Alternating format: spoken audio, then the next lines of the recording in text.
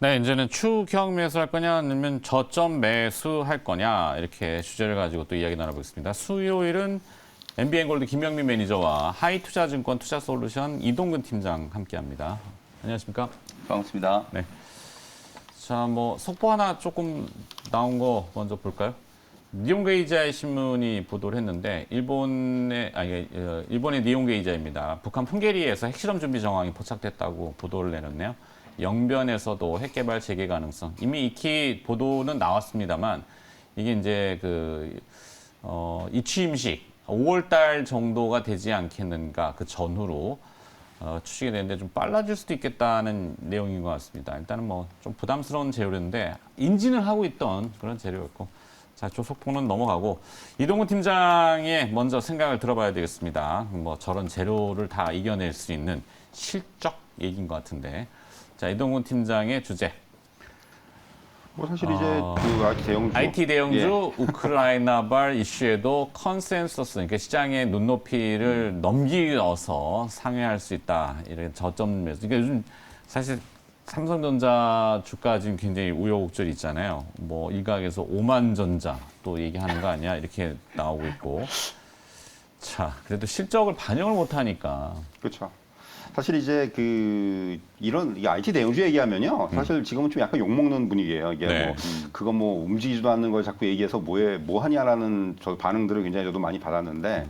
그럼에도 불구하고 사실 저는 뭐 이런 삼성전자를 포함하는 이런 종목들에 대해서는 지금은 사실 뭐 모든 어떤 요인들을 고려해 봤을 때 결국은 매수의 시점이 맞는 것 같아요. 매수의 관점으로 접근하는 것이 맞는 것 같고, 다만 이제 이것이 뭐 단기간에 움직이기를 기대하기보다는 조금 이제 길게 보는 관점에서, 그러니까 흔히 얘기하는 조금은 이제 어떻게 보면 주가 수준이라든가 이런 부분을 보면은 삼성전자를 비롯해서 IT 대형주들은 이제는 조금은 편하게 투자할 수 있는 영역까지 온 것이 아닌가라는 생각이 듭니다. 뭐 이제 너무 섣불리 예단하기는 어렵습니다만은 앞에서 이제 앵커께서 말씀하신 대로 1분기 IT 대형주들의 실적은 뭐 당초에 이제 우려는 좀 있었습니다. 뭐 여러 가지 뭐 매크로적인 이슈들 또 그리고 뭐 원자재 상승에 따른 이런 부담들 이런 것들이 있었습니다만은 대부분의 종목들은 시장 예상치 이상을 좀 시현하는 것으로 보여지고 이미 실적이 나온 뭐 삼성전자라든가 LG전자라든가 뭐 나쁘지 않아요. 이런 것만 놓고 봤을 때도 항상 보면은 이렇게 우리가 뭔가 이제 굉장히 우려를 많이 했을 때 거기가 이제 좀 항상 좀 저점이었던 그런 시간들이 많기 때문에 저게 이제 뭐 지금 그런 논리들을 적용할 수 있다고 생각을 하고요.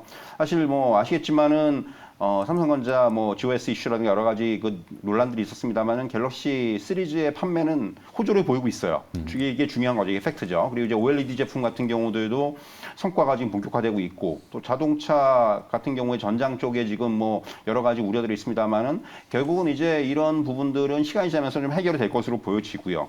그리고 뭐 반도체 패키지 기판이라든가 이런 쪽은 여전히 좋습니다. 그런 뭐 이게 종합적으로 봤을 때 사실 이런 IT 업종 전체로 봐서 긍정적인 이슈들은 충분히 부각이 될 수가 있다라는 거죠. 그리고 이제 결국은 이제 러시아 우크라이나 전쟁이 뭐 지금 여러 가지 얘기들이 나오고 있는데 이제는 조금 종식의 얘기들이 나오고 있지 않습니까? 이제 뭐 이게 언제 될지는 모르겠습니다만은, 그리고 뭐 돼봐야지 되는 거지만은 어쨌든 간에 만약에 이런 부분들이 현실화가 된다면은 앞에서 이제 우리가 우려했던 뭐 원재료 가격이라든가 뭐 물류비라든가 또 이제 이제 공급망이라든가 이런 부분들에 대한 비용 요인들이 완화가 되면서 하반기에는 오히려 실적이 좀 상향될 가능성도 있습니다. 이런 부분들까지 좀 감안해야 한다고 생각을 하고요.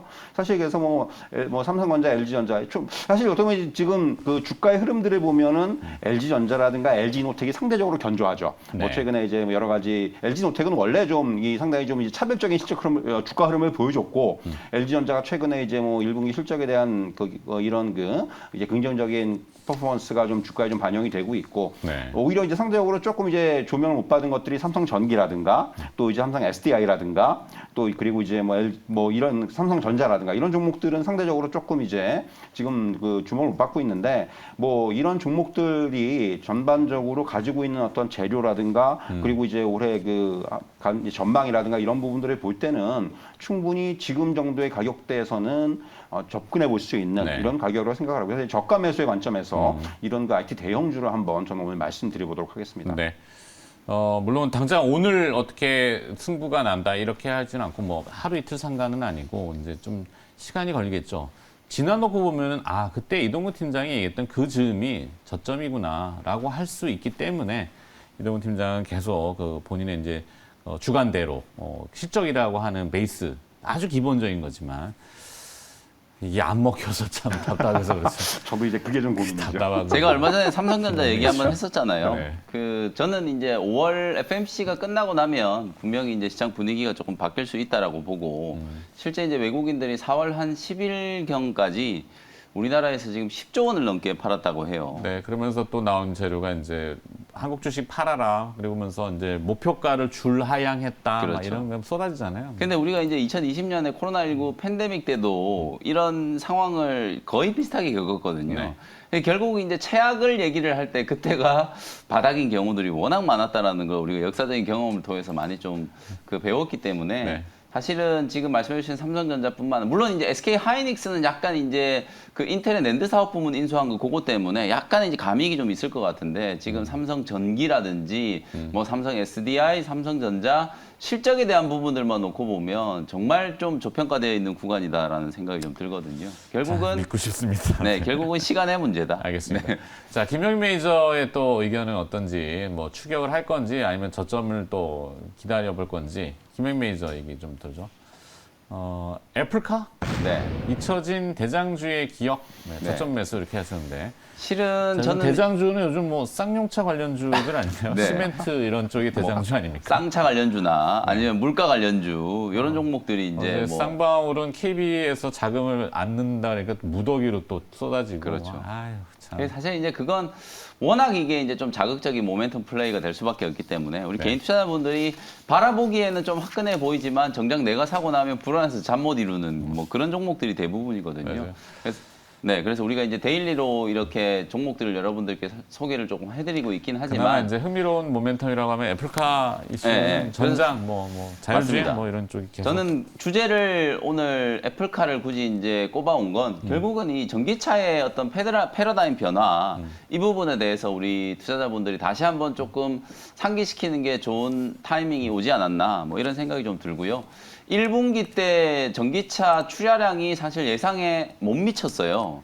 그 공급망과 관련된 이슈, 특히나 이제 차량용 반도체 쇼티지가 계속 좀 이어지면서 당초 기대했던 것만큼 전기차로의 어떤 전환, 시프트 이런 것들이 이제 빠르게 진행되지 못했는데 왜 우리가 유명한 뭐 얘기가 있잖아요. 뭐 닭의 목을 비틀어도 새벽은 온다고. 사실 이게 시대가 바뀌고 있는 거기 때문에 네. 상반기 때 전기차 조금 못 만들었으면 하반기 때 더 만들면 되는 거거든요. 뭐 어쨌든 공급망과 관련된 이슈 아까 팀장님께서도 러시아 우크라이나 사태가 이제 뭐 종식의 단계로 가고 있는 게 아닌가라고 얘기를 해주셨는데 실제로 지금 5월 출구 전략에 대한 얘기가 나오고 있거든요. 돈바스 지역에서 이제 마지막 어떤 그 혈전이 벌어지고 나면 뭔가 네. 이제 가타부타 결론이 좀 나지 않겠는가. 전쟁을 뭐 천년만년 계속할 수도 없는 거고 뭐 그런 상황이라고 이제 봤을 때 이 공급망과 관련된 이슈가 조금 완화되고 또 중국의 이제 상하이가 뭐 어저께 나온 뉴스는 일부 이제 또 봉쇄를 또 해제하고 이 권역을 나눠가지고 방어 권역이라고 하는 곳은 또 봉쇄를 이제 풀어주는 뭐 이런 이제 제스처를 취하고 있기 때문에 뭐 셧다운되어 있는 상하이의 이제 기가 팩토리도 어느 정도 이제 또 다시 이제 가동에 대한 가능성도 좀 있고 결국 2024년 하반기 조금 늦어지면 2025년 정도로 지금 애플카 출시 시기를 지금 다들 예상을 하고 있는데 올해 사실은 정말 상반기 때 이 애플카라든지 자율주행이라든지 이런 전장과 관련된 이슈가 시장을 막 끌고 갔었어야 되는데 이게 완전히 좀 묻혀버렸기 때문에 다시 한번 저는 애플카에 대한 얘기를 여러분들께 좀 말씀을 좀 드리고 싶고 대장주는 뭐 당연히 LG 이노텍이에요. 실은 뭐 저도 오늘 LG 이노텍을 강조를 좀 해드리고 싶어서 애플카 주제를 가져왔는데 지금 뭐 확정된 건 아닙니다만은 애플이 어쨌든 자동차를 만들어내기 위해서는 네.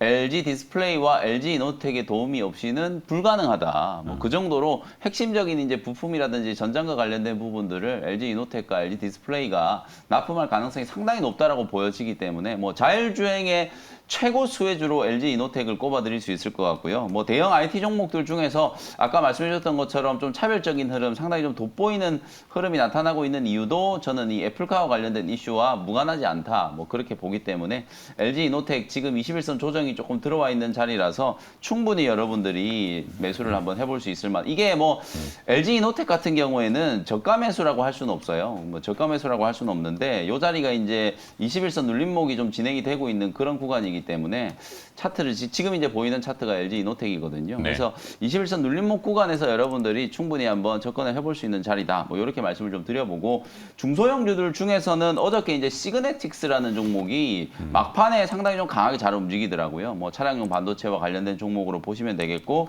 KEC 같은 종목들도 관심을 한번 가져볼 수 있을 만큼 뭐 전력 반도체라든지 이런 것들과 이제 관계되어 있는 기업이기 때문에 결국 자율주행과 이제 연결이 되고 또 가장 어제 좀 눈에 띄었던 종목은 해성 DS예요. 이 해성 DS가 뭐 대규모 투자에 대한 얘기도 최근에 좀 있었고 1분기 이제 실적 컨센서스가 매일 그냥 자고 일어나면 상향 조정되고 있는 상황이거든요. 네. 1분기 때 이제 영업이익이 한 360억 정도 지금 예상이 좀 되고 있는데 어닝 서프라이즈. 네. 뭐 시가총액은 지금 1조가 안 되기 때문에 하나금투에서 리포트가 나왔네요. 맞습니다.